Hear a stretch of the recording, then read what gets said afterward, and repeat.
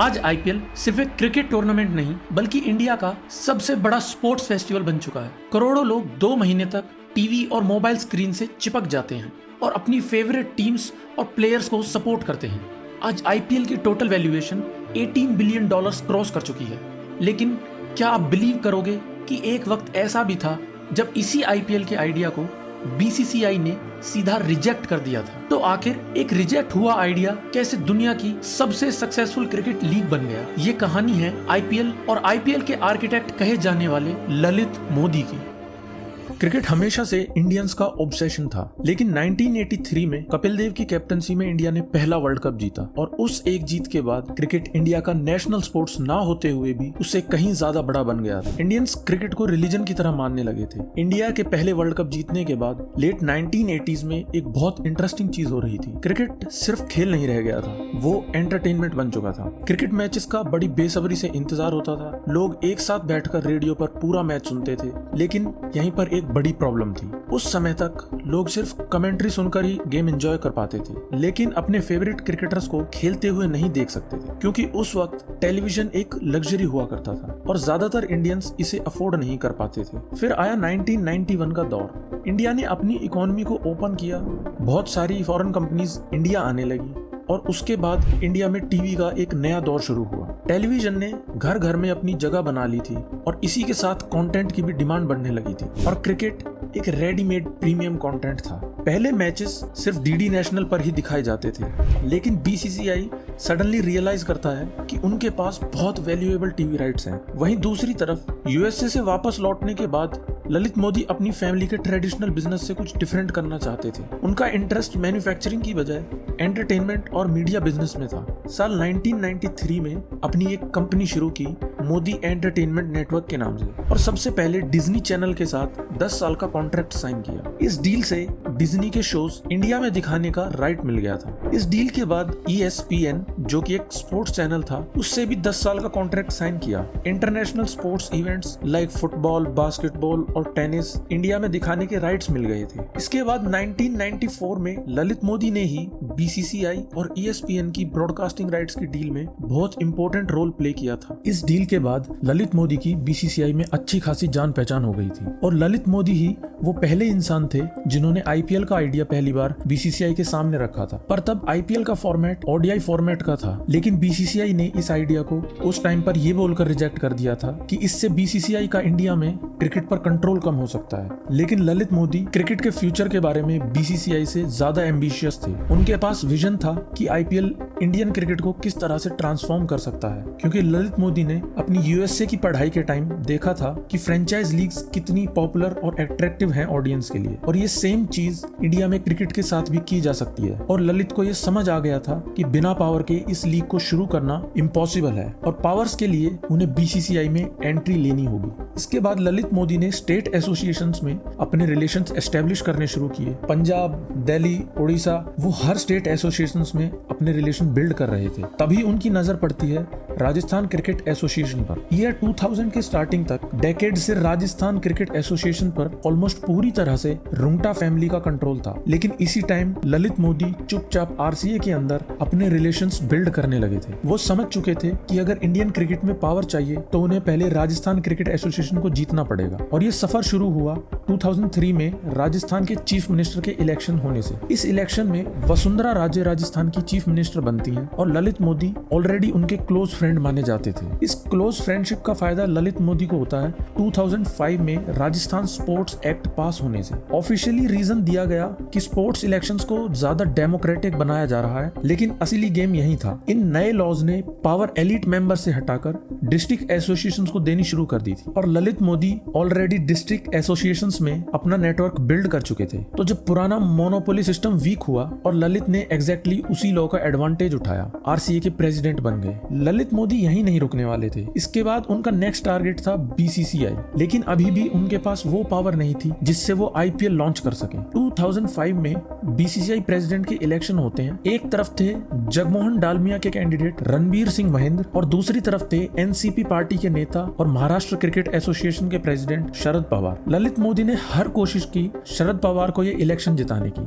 Finally Sharad Pawar ये election जीत भी गए और वो बने बीसीसीआई के प्रेसिडेंट, और as a reward Lord Sharad Pawar ने ललित मोदी को बीसीसीआई का वाइस प्रेसिडेंट बना दिया। He had entered the biggest room in the Indian cricket और उस इलेक्शन ने इंडियन क्रिकेट का पावर स्ट्रक्चर हमेशा के लिए बदल दिया। अब ललित मोदी को अपना आईपीएल का विजन क्लियर दिख रहा था। तभी ललित मोदी को पता चलता है कि इंग्लैंड क्रिकेट में एक नया T20 फॉर्मेट शुरू हुआ है। ललित इस नए फॉर्मेट को देखने के लिए इंग्लैंड जाते हैं और जो उन्होंने वहां पर देखा उसे देखकर वो हैरान रह गए। ललित ने देखा जो यंग जनरेशन क्रिकेट के पुराने फॉर्मेट से बोर हो चुकी थी, वो लाइंस में लगकर T20 मैचेस देखने के लिए टिकट्स ले रहे थे और स्टेडियम में इन T20 फॉर्मेट के मैचेस में बहुत ज्यादा एंजॉय भी कर रहे थे। ये देखकर ललित इंडिया वापस आते हैं और आईपीएल का आइडिया बीसीसीआई के मेंबर्स के सामने दोबारा प्रेजेंट करते हैं। आईपीएल के इस आइडिया के सपोर्ट में कोई भी मेंबर नहीं आता, लेकिन प्रेसिडेंट शरद पवार बोलते हैं गिव इट अ ट्राई। और इसी टाइम पर आईसीसी इंग्लैंड क्रिकेट बोर्ड के इस T20 फॉर्मेट के आइडिया से फैंटेसाइज होकर मार्च 2007 में पहला T20 वर्ल्ड कप अनाउंस कर देता है। इस न्यूज को सुनकर ललित मोदी बहुत खुश थे। उन्हें अपने आईपीएल के विजन के लिए चीजें आसान होती दिख रही थी, लेकिन तभी कहानी में एक अनएक्सपेक्टेड ट्विस्ट आता है जिसने ललित मोदी के इस सपने पर एक तरह से पानी फेर दिया था। ICC T20 world cup announce होने के ठीक एक महीने बाद अप्रैल 2007 में एक ऐसी अनाउंसमेंट हुई जिसने बीसीसीआई और ललित मोदी दोनों को हिला दिया। इंडिया की पहली प्राइवेट फ्रेंचाइज क्रिकेट लीग की शुरुआत हो चुकी थी, बट इसे ललित मोदी की बजाय जी एंटरटेनमेंट के फाउंडर सुभाष चंद्रा ने शुरू किया था। ये वही विजनरी बिजनेसमैन थे जिन्होंने इंडियन टेलीविजन इंडस्ट्री को रेवोल्यूशनाइज किया था। सुभाष चंद्रा भी समझ चुके थे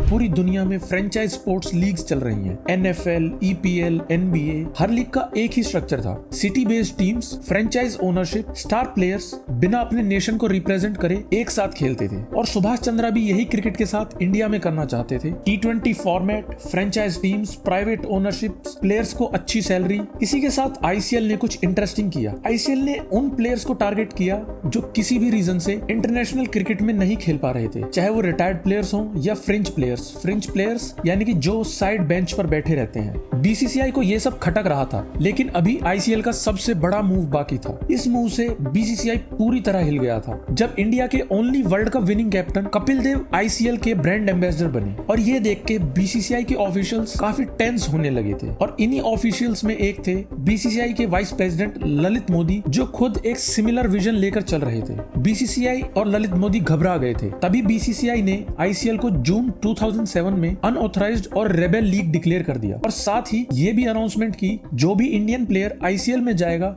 उसे लाइफ टाइम बैन कर दिया जाएगा। लेकिन ये डिफेंसिव मूव था और ललित मोदी डिफेंसिव नहीं ऑफेंसिव खेलना चाहते थे। जुलाई 2007 ललित मोदी इंग्लैंड में विंबलडन फाइनल देखने गए हुए थे। इस दौरान उनकी मुलाकात हुई आईएमजी के ग्लोबल हेड एंड्रयू वाइल्डब्लड से। आईएमजी वो कंपनी है जो दुनिया की बिगेस्ट स्पोर्ट्स प्रॉपर्टीज मैनेज करती है, जैसे विंबलडन, फॉर्मूला 1, फीफा, ये सब आईएमजी मैनेज करती है। ये लोग जानते थे कि स्पोर्ट्स को एम्पायर में कैसे बदला जाता है। मोदी के लिए ये सिर्फ एक मुलाकात नहीं थी, ये एक मौका था और मोदी ने वो मौका नहीं छोड़ा। दोनों बैठकर बात करने लगे। तभी ललित मोदी ने एक टिश्यू पेपर निकाला और उस टिश्यू पेपर पर पूरी आईपीएल का ब्लूप्रिंट लिख दिया। Teams, cities, auctions, franchise model, entertainment, the whole dream was on a napkin. और फिर ललित मोदी ने वो बात कही, मेरे पास अभी पैसे नहीं है। आईपीएल लॉन्च करने के लिए जो भी टीम चाहिए, जो भी रिसोर्सेज चाहिए, उनके लिए आईएमजी पे करेगा, जिसके बदले में बीसीसीआई आईएमजी ग्रुप को आईपीएल से आने वाले रेवेन्यू का 10% देगा, वो भी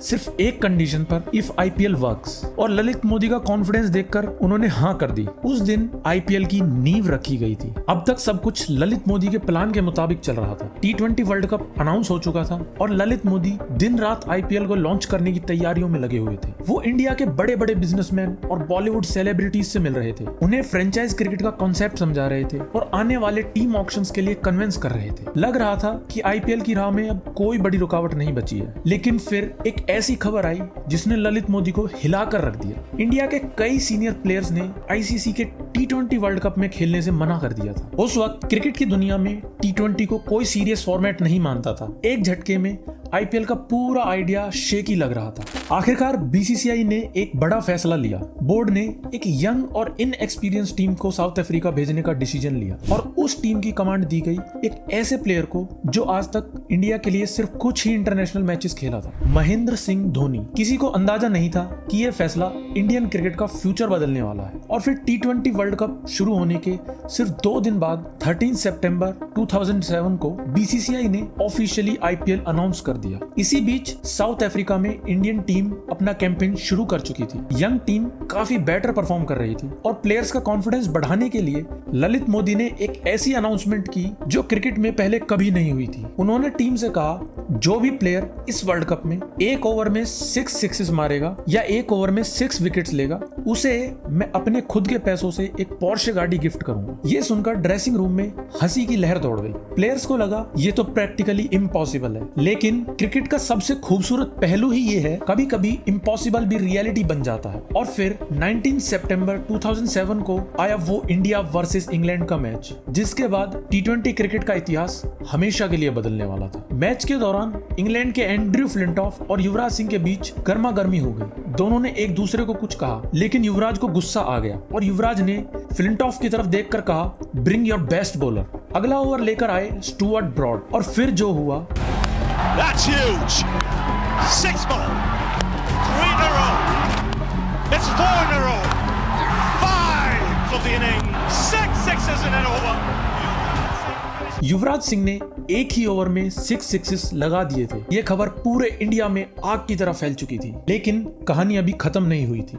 24 सितंबर 2007 पहले T20 वर्ल्ड कप का फाइनल और इंडिया के सामने थी पाकिस्तान की टीम। एक हाई प्रेशर मैच और 100 करोड़ से भी ज्यादा लोगों की उम्मीदें। महेंद्र सिंह धोनी की यंग टीम ने पाकिस्तान को हराकर दुनिया का पहला T20 वर्ल्ड कप जीत लिया। पूरा देश जश्न मना रहा था, हर जगह सिर्फ एक ही नाम गूंज रहा था, टीम इंडिया। जब इंडियन टीम वापस इंडिया लौटी तो उनका स्वागत किसी FIFA world cup winning football team की तरह हुआ। लाखों लोग सड़कों पर उतर आए और ललित मोदी ये सब देख रहे थे। उन्हें समझ आ गया था कि इंडिया ने सिर्फ T20 वर्ल्ड कप ही नहीं जीता है, इंडियंस ने T20 क्रिकेट को एक्सेप्ट कर लिया है। और अगर इंडिया T20 के प्यार में पड़ चुका है तो अब IPL को सक्सेसफुल होने से कोई नहीं रोक सकता। ललित मोदी को जल्द ही कुछ करना था। उनके सामने चैलेंजेस का एक पहाड़ था। दुनिया के बेस्ट क्रिकेटर्स को साइन करना था, स्पॉन्सर्स को ऑन बोर्ड लाना था, ब्रॉडकास्टर्स को कन्विंस करना था, स्टेडियम्स बुक करने थे, बहुत सारे अरेंजमेंट करने थे, जिसके लिए BCCI ने सबसे पहले स्पेशल कॉन्ट्रैक्ट्स बनाए प्लेयर्स को IPL के लिए साइन करने के लिए, जिसके बाद काफी प्लेयर्स ने ये कॉन्ट्रैक्ट साइन किया। ये IPL के लिए पहली बड़ी जीत थी, लेकिन सिर्फ प्लेयर्स के होने से लीग नहीं चलती। जिसके बाद सबसे पहला मास्टर स्ट्रोक आया ब्रॉडकास्टिंग राइट्स में। ललित मोदी ने सोनी एंटरटेनमेंट के साथ डील साइन की और फाइनली सोनी IPL के ब्रॉडकास्टिंग राइट्स 10 साल के लिए $918 मिलियन में और टूर्नामेंट के प्रमोशन के लिए $108 मिलियन में ये राइट्स ले लेता है। ये डील टोटल $1 बिलियन प्लस का मीडिया पैकेज था। ये इंडियन स्पोर्ट्स हिस्ट्री की सबसे बड़ी डील थी और अब इन्वेस्टर्स को सिग्नल मिल चुका था कि IPL एक सीरियस बिजनेस है। जिसके बाद DLF ग्रुप ने IPL का ऑफिशियल टाइटल स्पॉन्सर बनने के लिए 200 करोड़ की डील की। 24 जनवरी 2008 मुंबई में IPL का पहला फ्रेंचाइज ऑक्शन होना था। हर टीम की बेस प्राइस रखी गई थी $50 मिलियन। किसी को नहीं पता था कि कोई बिड करेगा भी या नहीं। अगर ऑक्शन फेल हो जाता तो IPL शायद लॉन्च होने से पहले ही कोलैप्स कर जाता, लेकिन जो हुआ उसने सबको शॉक कर दिया। एक के बाद एक बिडिंग पेडल्स हवा में उठने लगे। मुकेश अंबानी की रिलायंस इंडस्ट्रीज ने मुंबई फ्रेंचाइज के लिए बिड लगाई $111.9 मिलियन। विजय माल्या ने बेंगलोर के लिए $111.6 मिलियन बिड किए और शाहरुख खान, जो ओरिजिनली मुंबई टीम चाहते थे लेकिन मुकेश अंबानी ने उन्हें आउटबिड कर दिया था, तो उन्होंने कोलकाता के लिए बिड की $75 मिलियन। सिर्फ 8 घंटों में 8 टीम्स $723 मिलियन में बिक चुकी थी। लेकिन अभी भी एक और चैलेंज था। टीम्स तो बन गई थी, पर उनमें कौन कौन प्लेयर्स खेलेंगे ये डिसाइड होना अभी बाकी था। 20 फरवरी 2008 को IPL के प्लेयर्स का ऑक्शन होना था। पहली बार क्रिकेट के सुपरस्टार्स को ओपनली ऑक्शन किया जा रहा था। ट्रेडिशनल क्रिकेट फैंस भड़क चुके थे। उनका कहना था प्लेयर्स की बोली लगाई जाएगी, ये क्रिकेट है, ये कोई बाजार नहीं है। लेकिन ललित मोदी का जवाब सिंपल था, सालों से क्रिकेट बोर्ड्स पैसा कमा रहे हैं, अब प्लेयर्स को उनकी असली मार्केट वैल्यू मिलनी चाहिए। और फिर बिडिंग शुरू हुई। सबकी नजरें एक ही नाम पर टिकी हुई थी, महेंद्र सिंह धोनी। बिडिंग वॉर शुरू हुई और आखिर में चेन्नई सुपर किंग्स ने धोनी को $1.5 मिलियन में खरीद लिया। ये उस वक्त क्रिकेट हिस्ट्री का सबसे बड़ा प्लेयर कॉन्ट्रैक्ट था। सचिन तेंदुलकर मुंबई इंडियंस के आइकन प्लेयर बने, सौरव गांगुली कोलकाता नाइट राइडर्स के और युवराज सिंह किंग्स 11 पंजाब के पोस्टर बॉय बने। 18 अप्रैल 2008 रात के 8 बजे बेंगलोर का चिन्नास्वामी स्टेडियम रोशनी से जगमगा रहा था। आईपीएल का पहला मैच आरसीबी वर्सेस केकेआर और पूरी दुनिया की नजरें इसी मैच पर टिकी हुई थी। स्टेडियम खचाखच भरा हुआ था। ओनर्स बॉक्स में बॉलीवुड स्टार्स और आईपीएल टीम ओनर्स बैठे हुए थे। चीयर लीडर्स थी, फायरवर्क्स थे। ये क्रिकेट का वो वर्जन था जो फैंस ने पहले कभी नहीं देखा था। आरसीबी ने टॉस जीता और फील्डिंग चूज की। केकेआर की तरफ से ओपनिंग करने आए सौरव गांगुली और ब्रेंडन मैकलम। मैच शुरू हुआ और पहली 5 बॉल्स पर मैकलम एक भी रन नहीं बना पाते। कमेंटेटर्स भी सोच रहे थे शायद आईपीएल की हाइप ज्यादा है, शायद आईपीएल बस एक मार्केटिंग गिमिक है। लेकिन फिर जहीर खान अपना अगला ओवर लेकर आते हैं और उसके बाद जो हुआ उसने आईपीएल का फ्यूचर ही बदल दिया। मैकलम ने अटैक करना शुरू किया, एक 6 फिर एक और फिर जैसे बाउंड्रीज की बारिश होने लगी। हर ओवर के साथ क्राउड और ज्यादा पागल होता जा रहा था। आरसीबी के बॉलर्स के पास कोई जवाब नहीं था और देखते ही देखते मैकलम की ये इनिंग्स एक स्टेटमेंट बन गई। 216 के स्ट्राइक रेट से 73 बॉल्स में 158 रन्स। उस वक्त टी20 क्रिकेट में किसी ने ऐसा कुछ इमेजिन भी नहीं किया था। पूरा स्टेडियम अपनी सीट से खड़ा हो चुका था। केकेआर ने 222 रन्स बोर्ड पर लगा दिए थे और आरसीबी की टीम सिर्फ 82 रन्स पर ऑल आउट हो गई थी। लेकिन उस रात स्कोर कार्ड किसी को याद नहीं रहा। जो याद रहा वो थी सिर्फ ब्रेंडन मैकलम की वो इनिंग्स जो आईपीएल का परफेक्ट एडवर्टीजमेंट बन गई। उस रात दुनिया भर के क्रिकेट फैंस ने टीवी स्क्रीन के सामने बैठकर एक ही बात सोची, ये तो कुछ अलग ही है। और अगले ही दिन आईपीएल मैचेस के टिकट्स के लिए लंबी लंबी लाइंस लगनी शुरू हो गई। सिर्फ एक मैच में आईपीएल ने दुनिया का अटेंशन कैप्चर कर लिया था। लेकिन इसी के साथ आईपीएल पर अंडरवर्ल्ड डॉन दाऊद की भी नजर पड़ती है। वो ललित मोदी को धमकी देने लगते हैं कि हमें मैचेस में फिक्सिंग करने दो वरना मैं तुम्हें जान से मार दूंगा। लेकिन ललित मोदी दाऊद को साफ कह देते हैं कि जब तक मैं आईपीएल का कमिश्नर रहूंगा कभी मैच फिक्सिंग नहीं होने दूंगा। इसके बाद आईपीएल का हर मैच हिट पे हिट जा रहा था और फिर जो हुआ उसकी उम्मीद शायद ललित मोदी ने भी नहीं की थी। आईपीएल का पहला सीजन शुरू हुआ था एक एक्सपेरिमेंट के रूप में, लेकिन खत्म हुआ एक रेवोल्यूशन के रूप में। 44 दिन, 8 टीम्स, 59 मैचेस और 200 मिलियन से भी ज्यादा व्यूअर्स। सबसे बड़ी सरप्राइज स्टोरी बनी राजस्थान रॉयल्स की, जो टूर्नामेंट की सबसे सस्ती फ्रेंचाइज टीम थी। सिर्फ $67 मिलियन खरीदी गई थी। एक्सपर्ट्स ने सीजन शुरू होने से पहले ही उन्हें अंडरडॉग डिक्लेयर कर दिया था। लेकिन शेन वॉन की कैप्टनसी में राजस्थान रॉयल्स ने सबको गलत प्रूव कर दिया और आईपीएल के पहले सीजन की ट्रॉफी राजस्थान रॉयल्स ने जीत ली। लेकिन असली जीत सिर्फ राजस्थान रॉयल्स की नहीं थी, असली जीत आईपीएल की थी। असली जीत ललित मोदी के उस विजन की थी जिसे कभी बीसीसीआई के मेंबर्स ने सीरियसली नहीं लिया था, जिसे ब्रॉडकास्टर्स ने रिस्की आइडिया कहा था, जिसे इन्वेस्टर्स ने इम्पॉसिबल बोला था। अब वही आइडिया इंडियन क्रिकेट हिस्ट्री का सबसे बड़ा रेवोल्यूशन बन चुका था। 1 साल पहले आईपीएल सिर्फ ललित मोदी के दिमाग में था और अब वो $multi-billion बिजनेस बनने की राह पर था। Thank you for watching.